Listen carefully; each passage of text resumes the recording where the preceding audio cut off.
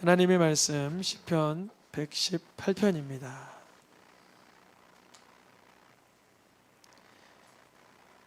여섯 절의 말씀인데요. 한 절씩 교독하겠습니다. 시편 118편 19절로 24절까지 말씀입니다.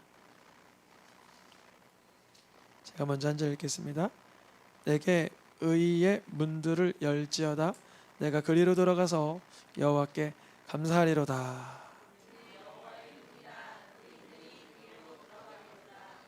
주께서 내게 응답하시고 나의 구원이 되셨으니 내가 주께 감사하리다.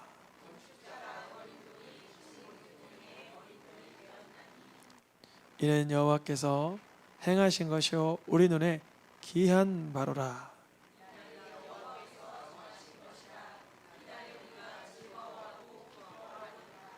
아멘. 2025년 올해 범사에 감사하라라는 1년 표어를 주셨습니다. 저희가 작년에 표어를 주셨는데 무슨 표어인지 혹시 기억하세요? 서로 사랑하라. 중요한 게 있는데요. 서로 사랑하라는 말은 예수님 안 믿는 분들도 다 하는 말이에요. 그런데 우리는 예수님이 말씀하신 서로 사랑하라는 그 요한복음 말씀에 기준이 뭘까요? 물어봤을 때 내가 너희를 사랑한 것 같이. 그러니까 서로 사랑하라는 덕담을 넘어 굉장히 우리가 오를 수 없는 경계까지 예수님이 완성을 해두고 이 정도로 사랑하라라는 거예요. 그러기 위해선 우리가 필수 조건이 뭐냐면 예수님의 사랑을 듬뿍 받아야 돼요. 그게 원리입니다. 우리는 서로 사랑하라. 내가 너희를 사랑한 것 같이. 그 기준으로 누구도 사랑할 수가 없어요. 아내도 남편도 자녀도 부모도 친구도 형제도 누구도 그 능력으로 사랑할 수는 없어요. 사랑은 하고 애정하고 그리워하긴 하다가도 죄의 영역에 봉착하면 부딪히고 무너지고 낙심하고 절망하는 게 우리네 형편입니다. 그러니까 예수님이 내가 너희를 사랑한 것 같이 라는 말씀의 그 기준점에 우리가 접목시켜 봐야 돼요. 내가 접촉해 봐야 돼요. 예수님의 사랑을 내가 느껴봐야 돼요. 그러니까 주님께 이렇게 기도하면 돼요. 주님, 내가 이 말씀을 지키기 위해서 예수님이 나를 사랑한 것처럼 사랑하려고 하는데 내게 사랑에 힘이 능력이 부족합니다. 내가 예수님께서 주신 사랑을 공급받아서 그 수액을 전수받게 도와주시옵소서. 내가 주님의 사랑을 느낄 수 있도록 여러모로 응답해 주시고 알려주시고 깨닫게 해주시고 떠오르게 해주시고 만나게 해주시고 인격적으로 나와 함께 해주세요. 구하시길 축복합니다. 주님이 그러면 그 공급점을 일으키세요. 사람마다 다르지만 열악했던 영역에 물꼬를 트세요. 하나님이 예수 그리스도의 이름으로 구할 때 그분의 십자가의 능력이 내게로 공급되고 있구나. 그래서 전에는 용서하지 못하고 섬기지 못했던 순간 그 사랑의 감격이 떠올라 내가 너희를 사랑한 것 같이 사랑해야 된다라는 생각이 떠올라요. 그 힘이 나타나게 됩니다. 올해의 표어가 뭐라 그랬죠? 범사에 감사하라. 이 감사에 그렇다면 기준이 뭘까요? 간혹 이런 경우 있잖아요. 맛있는 걸 차려주고 애들이 잘 안 먹으면서 불평하면 뭐라 그래요? 야, 아프리카 애들은 먹을 게 있는 줄 알아? 감사함으로 먹어라. 혹시 이 비슷한 말 해본 적 있으신 분 있으세요? 전 들어는 봤어요. 들어는 봤어요. 그런데요, 간혹 그렇게 말할 때 그러면 그 순간 감사의 기준이 누가 되는 거예요? 아프리카 아이. 요거를 한번 염두에 두시고 이제 몸이 불편한 어려운 친구들을 보면서 아이가 뭘 불편할 때 너는 탈 없이 사는 거를 감사해. 저거 봐. 불편해 하잖아. 그러면 감사의 기준이 누구예요? 또 몸이 불편하신 분. 무슨 말씀을 드리려고 하냐면 우리가 감사라고 선언을 하고 싶고 감사를 추궁하고 감사를 밀어붙이고 감사의 훈련을 하고 싶은데 물론 그 의도는 좋은데 배고픈 아이를 보면서 몸이 불편하신 분을 보면서 그걸 감사의 조건을 삼아라 하는 순간 어떻게 되는 거냐면 타인의 불행과 불편함을 내 감사의 기준 삼는 거예요. 불난 걸 보면서 우리 집은 안 타니까 감사하다. 이럴 수 없잖아요. 너무나 지금 많은 분들이 돌아가셨고 고통을 당하시고 재앙을 만난 듯 정말 절망 중에 있는데 우리도 말문이 막힐 뿐이지 그걸 보고 감사의 기준이 될 수는 없죠. 타인의 불행이 내 감사의 기준이 될 수가 없는 것 같이 또 반대로 우리가 타인이 잘 되면 내가 감사하던 것도 제가 그랬어요. 수능을 봤는데 평소보다 50점이 많이 나온 거예요. 감사해요, 안 감사해요? 모의고사 아니에요, 수능이에요. 50점이 더 나왔어요. 근데 학교를 딱 갔는데 그해 제가 98학번인데 98학번 그해 수능이 제일 쉬웠다는 거예요. 잘 보내는 100점 올라갔대요. 그래서 제가 감사했거든요. 내가 그래서 서울 유수의 대학을 갈 줄 알았어요. 이게 손가락 꼽히는 학교 50점 올라갔으니까. 근데 친구들이 더 잘 보니까 제가 뭐라 그러냐면 속으로 기뻐해야 되잖아요. 내 감사는 내 감사고 제 감사는 제 감사해야 되는데 그 기준이 내 기준이 되면서 감사가 무너지기 시작했어요. 옆에 친구는 성적이 얼마나 나왔나, 옆집은 얼마나 부요한가, 옆 사람은 얼마나 가지고 있나, 다른 사람은 얼마나 지금 즐기고 있나, 이것이 우리의 감사함의 기준이 되는 순간 우리는 참으로 많은 부분 넘어지고 실족하고 반대로 부러워하고 시기할 때가 있다는 것이에요. 우리 어르신들도 이런 얘기 많이 해요. 야, 옛날에는 이것도 없었고 저것도 없었는데 감사해 그래요. 지금 너희들이 세탁기도 가질 수 있고 냉장고도 가질 수 있으면 감사해 그래요.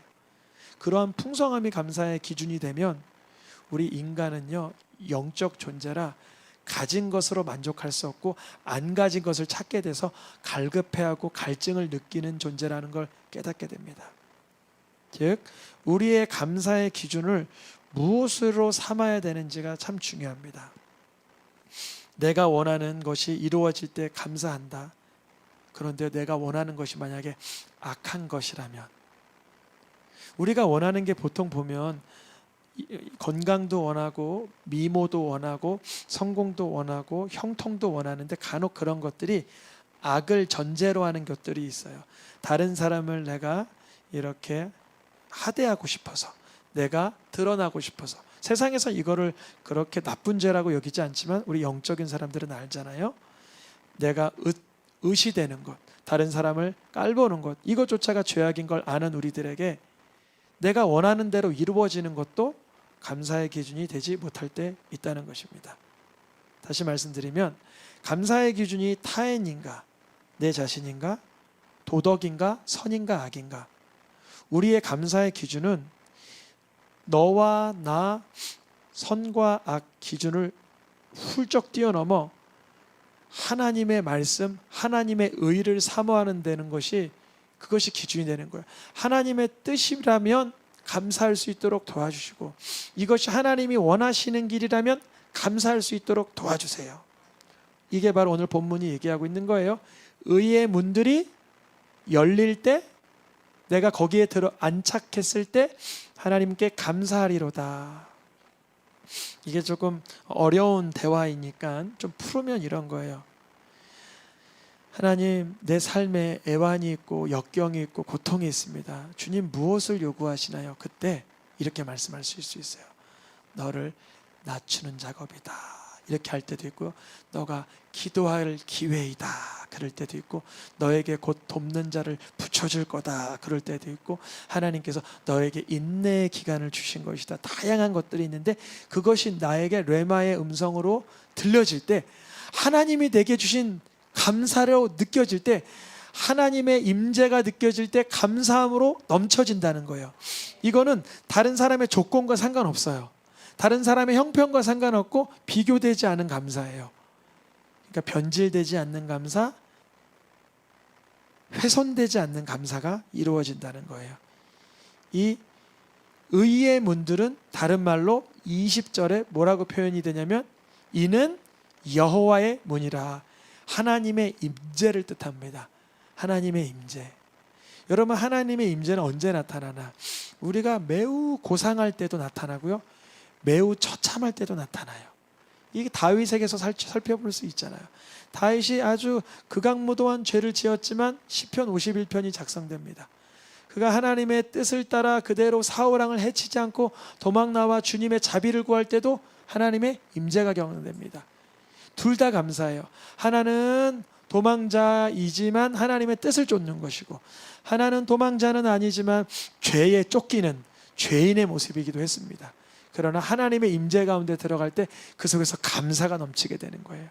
그러니까 의인들은 어떤 순간에도 주님의 임재를 구한다는 것입니다. 감사의 기준이 나나 남이나 악한 거나 죄된 것이 아니라, 하나님 이 순간 무엇을 주님이 나에게 요구하시죠? 이걸 여쭙는 거예요. 그 상황이 감사가 되는 거예요. 왜냐하면 주님의 의도를 알았기 때문에, 하나님의 의중을 알았기 때문에.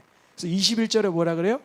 읽어보겠습니다. 주께서 내게 응답을 하시고 나를 구원이 되시고 내가 주께 감사하게 되었습니다, 그러는 거예요. 물론 저도 매 순간마다 시기와 질투와 원망과 불평이 계속적으로 올라와요. 그것은 다른 사람과 비교했을 때, 아니면 내가 내 자신을 초라한 모습을 돌아볼 때, 다양한 이유로 내가 불평과 원망이 올라오지만, 그때 내 자신도 아니로 타인도 아니고 하나님의 뜻과 의를 구할 때 주님이 내 속에 다시 넘실대는 감사를 회복시켜 주십니다. 만약 나중심적이고 세속적인 기준이 감사의 기준이 되면 늘 죄악에 대한 분별 없는 허무맹랑한 감사가 될 수 있어요. 마치 다른 사람을 보며 다른 사람 불행한데 너는 그 정도는 아니니까 감사해라, 이런 저급한 감사에 머물 수 있죠. 주님께서 우리에게 이 의의 문, 여호와의 문, 감사의 문을 열어주시길 축복합니다. 성경에서 그래서 그 문을 통과한 사람은 반드시 하나님의 은혜를 경험합니다. 하나님의 은총을 경험하고 하나님의 자비를 경험하게 됩니다. 그래서 예수님께서 자기 자신을 빗대어 뭐라고 말씀하세요? 나는 양의 문이라. 양이 누구예요? 하나님을 경외하는 자들, 백성의 모든 무리를 양이라 그러잖아요. 그래서 우리가 삶 가운데 오늘은 뭘 가지고 감사해? 너무나 지금 고통스러운데, 너무나 지금은 외롭고 괴로운데 뭘 가지고 감사하지? 괜찮아요. 그걸 그대로 주님께 아뢰면 주님이 만나주실 줄 믿습니다. 주님, 내가 무엇을 가지고 주님 앞에 기뻐할 수 있으며 범사에 감사할 수 있으며 주님의 은혜를 쫓을 수 있습니까? 차츰차츰 들어가면서 우리가 통과해야 될 문은 바로 예수 그리스도이십니다. 예수님께서 그러시 그런 것인 거예요. 내가 양의 문이라. 나를 통과하지 않고는 아버지께로 갈 자가 아무도 없다는 거예요.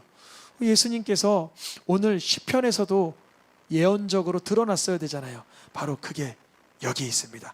오늘 118편 21절까지 읽었는데요, 22절에 건축자가 버린 돌이 집 모퉁이의 머릿돌이 되었다.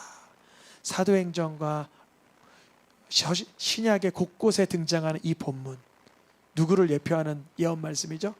예수 그리스도. 예수 그리스도를 하나님 임재를 중심으로 감사하지 않는 사람은 예수님이 감사함의 대상이 될 수가 없어서 예수님을 버려버립니다. 왜냐하면 예수님이 필요가 없기 때문에. 오늘도 100명이 훌쩍 넘는 어르신들에게 전도를 하는데, 그 중에 누가 예수님이 필요할까? 누가 예수님을 찾을까? 누가 찾죠? 죄에 대하여 패배해 본 자가, 죽음에 대하여 하나님 앞에 경외하는 자가, 인간의 유한함에 대해서 애통하는 자가 예수님을 찾게 되는 거죠. 건축자가 버린 돌이라는 건, 건축자가 누구죠? 아주 유능한 전문가들을 말해요. 대표적인 사람들은 바리새인들과 사두개인들, 대제사장들, 예수님 당시의 종교 지도자들을 말해요. 그들은 예수님을 버릴 수밖에 없었어요. 왜냐하면 예수님은 무가치해 보였거든요. 인기가 있었는데 인기를 활용하지 않아요. 능력이 있는데 능력을 자기 중심으로 쓰질 않아요.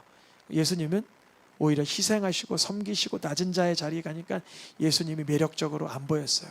그런데 버린 돌이 집 모퉁이에 뭐가 되었어요? 머릿돌이 되었다. 우리 삶 속에 타인이 기준이 되는 감사가 아니라 하나님의 말씀이 기준이 되어 감사가 일어날 때 예수님이 우리 삶의 기초돌이 되시는 줄 믿습니다. 예수님은 우리의 삶 속에서 우리의 기초를 마련하고 매일매일 하나님의 말씀으로 풍성하게 하시는 분입니다. 예수님이 우리 삶의 근거가 될 때 우리의 감사는 왜곡되지가 않아요. 우리의 감사는 옹졸하게 되지가 않아요. 매일 새로워지고 풍성하게 하시는 줄 믿습니다. 자기 자신을 기준으로 아니면 다른 사람을 기준으로 감사하려던 사람은 예수님을 이해할 수가 없어요. 그러나 건축자가 쓸모없다고 버린 돌처럼 예수님은 수많은 사람들에게 버려졌지만 하나님의 말씀이 감사의 기준이 되는 사람은 그 말씀을 완성하는 예수님이 보이게 됩니다. 우리의 감사의 기준이 간혹 옆에 있는 상황, 옆에 있는 형편, 상대평가로 인해서 주눅들거나 부러움의 불평이 늘어날 때 하나님의 임재 가운데 들어가실 축복합니다. 내 감사의 기준이 왜 또 옆 사람이 됐지? 내 감사의 기준이 왜 상황이 됐지? 주님의 말씀이 내 삶의 감사의 기준이 되게 하여 주시옵소서. 우리의 삶이 더 나아가서 삶의 목적과 가치가 주님을 닮아가는 것, 하나님의 영광을 구하는 삶으로 나타날 때 이제 감사로 인한 부작용이 안 나타나요. 아까 그랬잖아요. 옆에 어려운 아이 보면서 감사해라 그러면 그건 부작용이에요. 왜냐하면 내가 저 아이보단 나아야 감사할 수 있구나. 이상한 사상이 들어가는 거죠. 그런데 연약한 아이를 보면서 하나님께서 너가 그 아이 곁에 있으면서 도우라고 보냄을 감사하자. 완전 가치가 다른 거죠. 저희 독일에 사는 누이가 계신데 이러는 거예요. 여기 애들은 너무 놀라워서. 뭐가 놀라워? 아니 만약에 다리가 부러졌다고 해보자. 친구들이 가방을 들어주면 고마워하고 미안해 하잖아. 근데 여기 애들은 안 그래. 그거를 당당히 여기고 자랑스러워요. 그러면 이제 아무래도 이제 기독교 국가이고 이제 크리스천 사상들이 더 짙게 깔려 있어서 돕는 자들이 그 돕는 것을 더 기뻐하고 도움받는 자는 그것을 당연하다는 것까지는 그렇지만 떳떳한 권리로 인정한다는 거예요. 우리가 말씀을 더욱더 깊어지면 깊어질수록 감사함의 깊이가 달라지고 풍성함으로 나아가게 될 줄 믿습니다.